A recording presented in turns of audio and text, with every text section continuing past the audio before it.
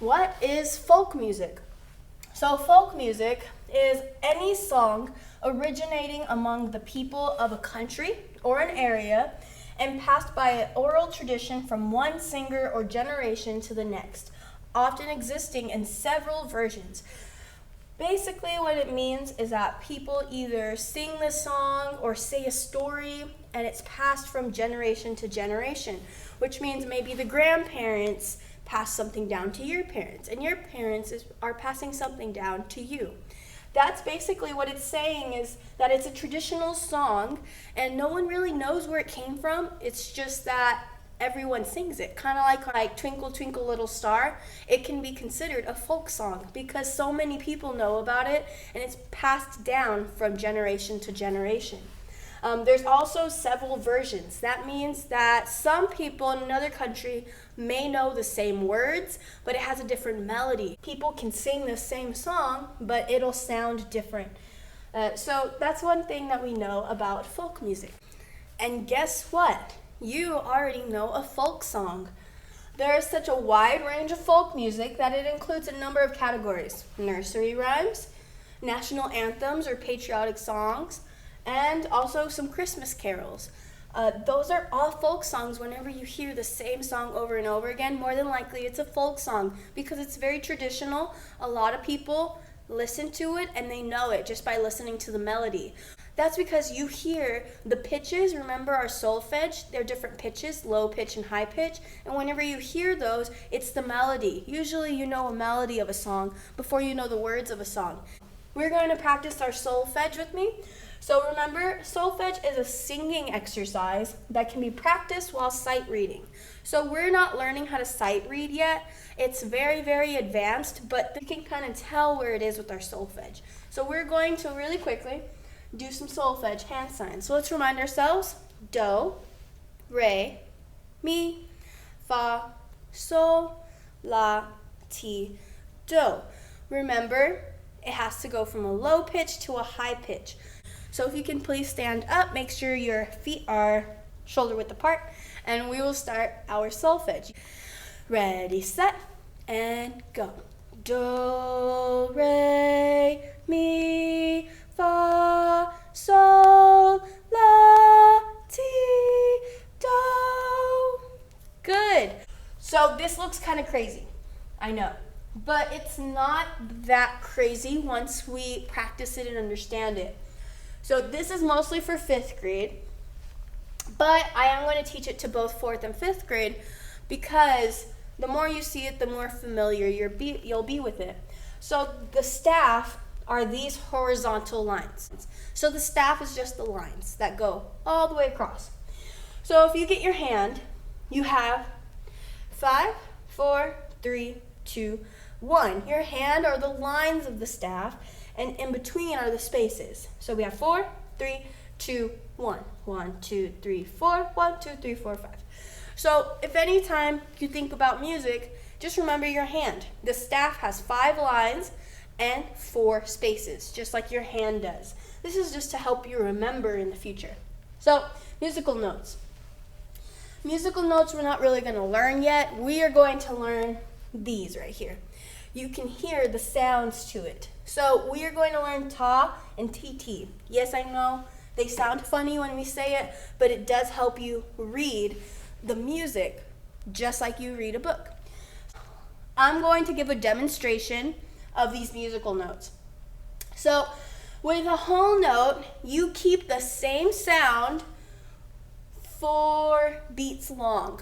You keep the same sound. You don't switch it. With a half note, which is this one with the little stem and the little donut hole at the bottom, we are going to do a sound 2 beats long. So you're not going to change it until you get to the next one. And then we have our quarter notes, which is 1, 2, 3, 4. What we saw earlier, 4 beats that you hear. Then we have these. They're called 8th notes. These are paired 8th notes. The regular 8th note, because you don't see it very much in music for this age, is the one with the little flag at the end. That's actually an 8th note, which is half of that. but you're going to hear two sounds during that number one.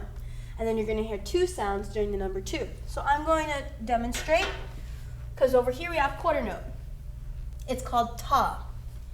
So that little line that we'll see in future lessons is a quarter note, but when we see the line, we know it's ta.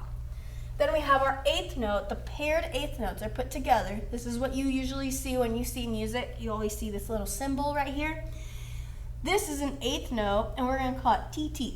So if you say it with me, quarter note, ta. Quarter note, ta.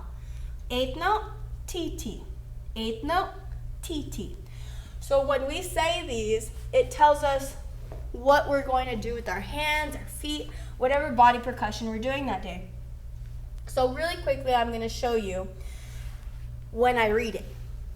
So up here, a whole note, ta, but you're going to hold the note for those 4 beats. Everyone's going to watch me. Ready, set, and go. Ta. I hold it for 4 notes. I only emphasized it so you know that it's counting. But this is the way you're going to hear it.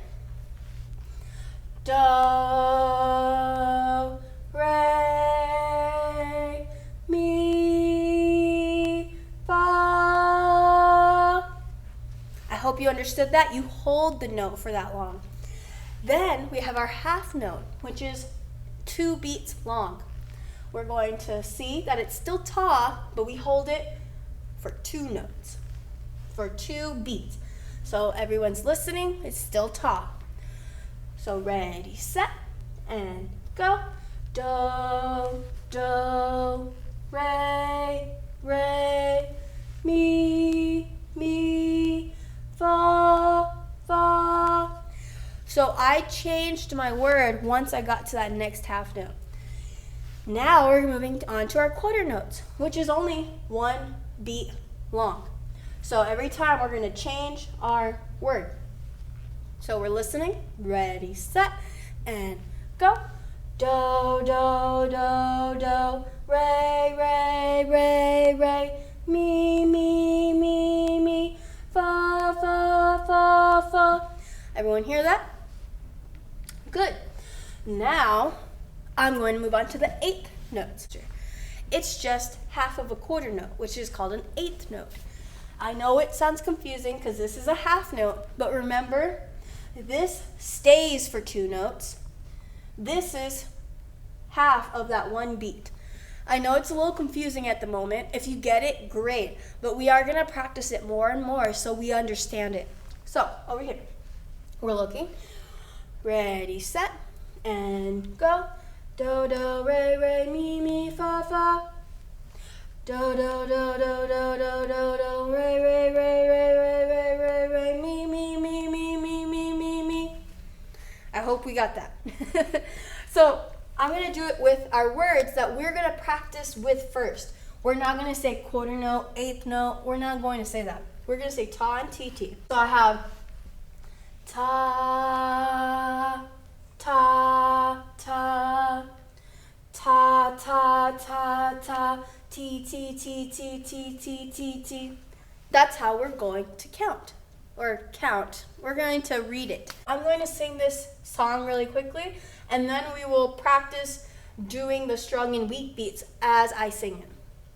So the way it goes is pass 1 window, tidy-o. Pass 2 windows, tidy-o. Pass 3 windows, tidy-o. Jingle at the window, tidy-o.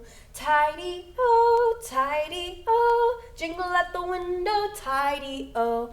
Tidy-o, tidy-o. Jingle at the window, tidy-o. The reason I have this song is because it's a folk song. We don't know where it originated from, but it was passed down from generation to generation. And it's really fun when we get some body percussion in with it. So we're going to clap right now to the strong and the weak beats. And then we will stomp to it. So we have our strong, weak, weak, weak. Ready? With me? Set, go. Strong, weak, weak, weak. Strong, weak, weak, weak. Strong, weak, weak, weak. Strong, weak, weak, weak, strong, weak, weak, weak, strong, weak, weak, weak, strong, weak, strong, weak, strong, weak, strong, weak. Now we know how to read our strong and our weak beats. You don't see this a lot, but I made this so you can hear it in music.